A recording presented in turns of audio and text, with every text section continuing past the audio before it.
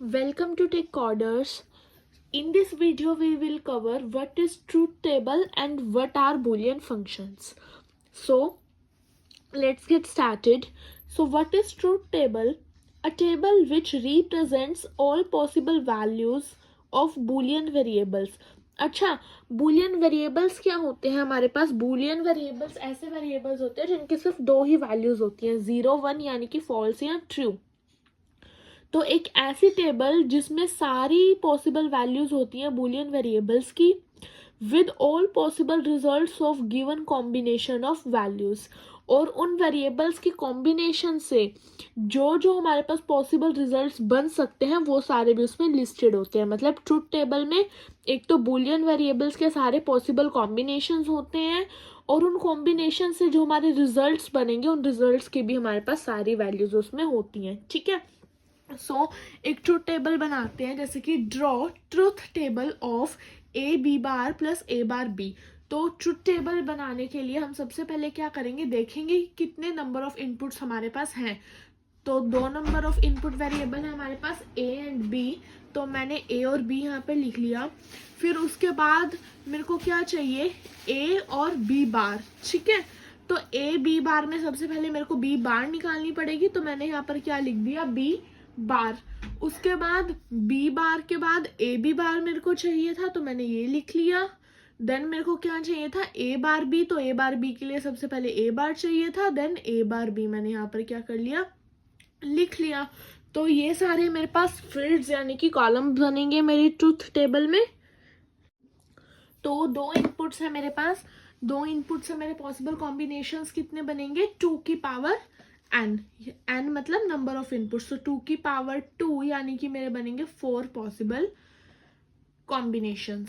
सो बनाते हैं. तो 0 0 देन 1 1 देन 0 1 देन 0 एंड 1. फिर b बार चाहिए तो 1 0 1 0. Then a into B bar चाहिए तो 0 into 1 is 0, 0 into 0 is 0, 1 into 1 is 1 and 1 into 0 is 0. Then A bar चाहिए तो 1 1 0 0.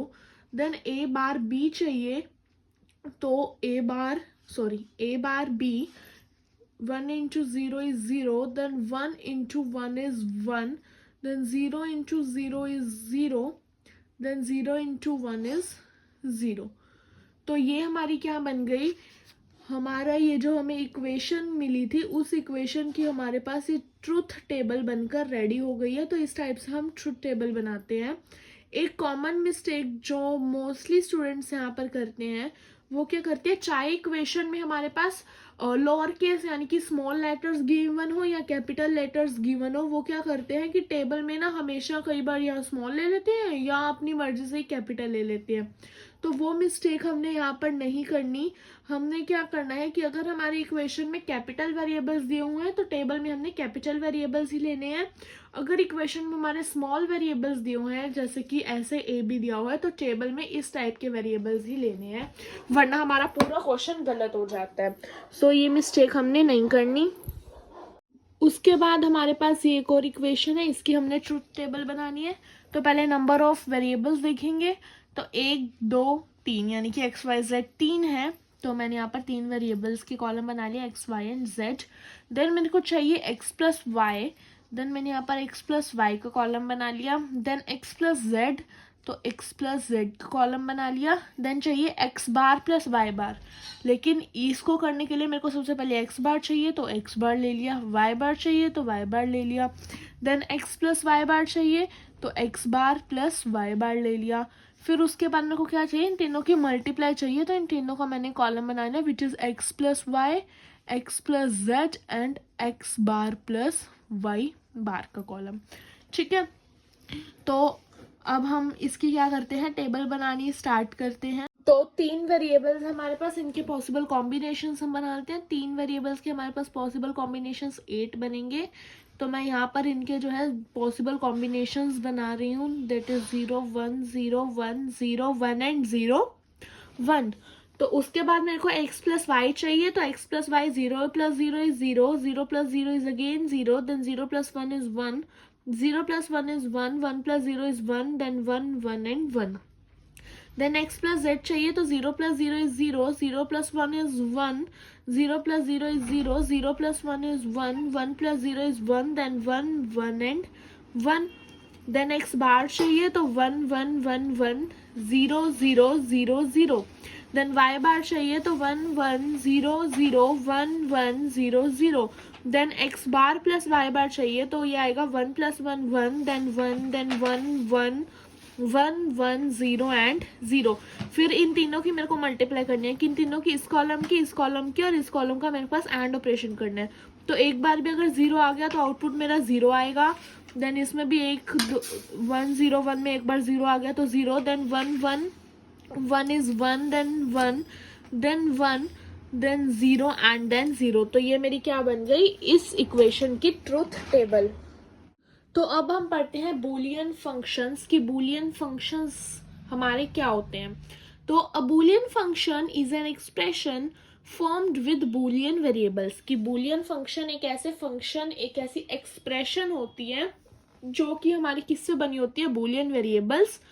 2 बाइनरी ऑपरेटर्स, 2 बाइनरी ऑपरेटर्स. और कौन कौन से हैं वो 2 बाइनरी ऑपरेटर, एंड और अ यूनरी ऑपरेटर, एक यूनरी ऑपरेटर्स है जो कि है नॉट, पैरेंथेसिस से एंड इक्वल साइन. तो इन सारी चीज़ों का यूज़ करके हमारी जो एक्सप्रेशन बनती है उसको हम क्या बोलते हैं, Boolean functions. For example F से मैंने फंक्शन को अपने डिनोट किया, इसके 3 पैरामीटर्स मैंने दे दिया एक्स वाई एंड जेड, और जिसकी एक्सप्रेशन क्या है, एक्स वाई जेड का बार. तो चलो इसकी ट्रुथ टेबल हम बना के देखते हैं. तो 3 वेरिएबल्स हैं मेरे पास, तो एक्स वाई एंड जेड. तो ये चीज़ अब ध्यान रखनी है. अब हमारी एक्सप्रेशन जो है वो क्या है, स्मॉल लेटर्स में है, तो टेबल में भी हमने स्मॉल लेटर्स ही लेने हैं. तो 3 वेरिएबल्स एक्स वाई जेड ले लिया. देन इन तीनों का प्रोडक्ट है, लेकिन पहले मेरे को जेड बार चाहिए तो वो मैंने ले लिया. देन उसके बाद मेरे को क्या चाहिए, एक्स वाई एंड जेड का बार. तो इन 3 के पॉसिबल कॉम्बिनेशन मेरे पास 8 बनेंगे. तो 1 2 3 4 5 6 7 8. Then 0 0 1 1 0 0 1 and 1. देन 0 1 0 1 0 1 0 1. तो जब मैं z की बार कर दूंगी तो ये बन जाएगा 1 0 1 0 1 0 1 0. अब इन तीनों की मेरे को मल्टीप्लाई करनी है. किसकी मल्टीप्लाई, मतलब एंड ऑपरेशन लगाना है, एक्स वाई और जेड बार की. तो पहले 4 में तो 0 ही आएगा क्योंकि x की वैल्यू 0 है पहले 4 में. देन 1 0 1, तो एक 0 आ गया, again 0, then 1 0 0 is again 0, then 1 1 1 is 1, then 1 1 0 is 0. तो इस फंक्शन की मेरे पास ट्रूथ टेबल ये बन के रेडी हो गई. अब हमारे पास कुछ क्वेश्चंस हैं जो कि एग्जाम में आते हैं, एग्जामाइन द वैलिडिटी वाले. इसमें हमने क्या करना होता है, चेक करना होता है कि लेफ्ट हैंड साइड जो है मेरी इक्वल्स टू के, लेफ्ट हैंड साइड मेरी राइट हैंड साइड के इक्वल है या नहीं है. तो वैलिडिटी हम 2 टाइप से चेक कर सकते हैं. एक तो using postulates and theorems, and the most easy way is using truth tables. तो ये क्वेश्चन मैं आपको ट्रूथ टेबल से करके बताती हूँ. So let's get started. तो सबसे पहले मेरे पास इनपुट में 3 वेरिएबल्स हैं, एक्स वाई एंड जेड. तो मैं यहाँ पे 3 इनपुट्स ले लूँगी, X Y and Z. Small में है तो स्मॉल ही लेना है. देन एक्स वाई, तो एक्स वाई चाहिए मेरे को. Then Y Z, oh sorry X Y, yes X Y, then Y Z चाहिए. Then X Y into Y Z चाहिए which is equals to my left hand side. Then मेरे को X bar चाहिए, then Y bar चाहिए, then X bar plus Y bar चाहिए, then again Z बार चाहिए, then Y बार plus Z बार चाहिए, और then मेरे को क्या चाहिए, राइट हैंड साइड. मेरे पास स्पेस नहीं था इसलिए मैं पूरी राइट हैंड साइड यहाँ पे नहीं लिख पाई, RHS लिख दिया, लेकिन एग्जाम में हमने पूरी राइट हैंड साइड हमें यहाँ पर लिखनी है. तो इसके हम पॉसिबल कॉम्बिनेशंस बना लेते हैं. तो मैंने यहाँ पर 3 पॉसिबल कॉम्बिनेशंस बना लिए हैं. उसके बाद अब मेरे को एक्स वाई निकालना है. तो एक्स वाई मेरा कैसे निकलेगा, एक्स वाई निकलेगा मेरा एक्स इंटू वाई. तो पहले 4 तो 0 ही आएंगे क्योंकि एक्स की वैल्यू 0 है. Then 1 into 0 is again 0, 1 into 0 is 0, 1 into 1 is 1 and 1 into 1 is 1. Then Y Z निकालना है. तो वाई जेड मेरा पहले 2 में 0, then again 0, then 1, then 0, then 0 and 1.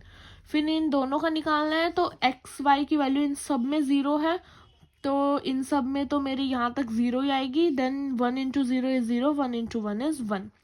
Then X bar निकालना है, तो 1 1 1 1, यानी एक्स का मेरे को क्या कर देना है, रिवर्स कर देना है, जहाँ 0 है वहाँ पे 1, जहाँ 1 है वहाँ पे 0। देन वाई बार में भी सेम मेरे को ऐसे करना है, जहाँ 0 है वहाँ पे 1, जहाँ 1 है वहाँ पे 0। Then X bar plus Y bar इन दोनों को ऐड करना है, तो 1 + 1 is 1, then again 1, then 1 1 1 1 0 and 0। Then Z bar निकालना है, तो जेड का भी रिवर्स, जहाँ पर 1 है वहाँ पर 0, जहाँ पर 0 है वहाँ पर 1। देन वाई बार और जेड बार को प्लस करना है, तो 1 1 1 1 1 1 1 0। देन राइट हैंड साइड मतलब क्या करना है मेरे को, इस वाले कॉलम को और इस वाले कॉलम पे एंड ऑपरेशन लगाना है, तो एक्स बार प्लस वाई बार, ठीक है, इंटू में वाई बार प्लस जेड बार, तो 1 1 ज़ा 1, तो 1 1 1 1 1 0 एंड 0।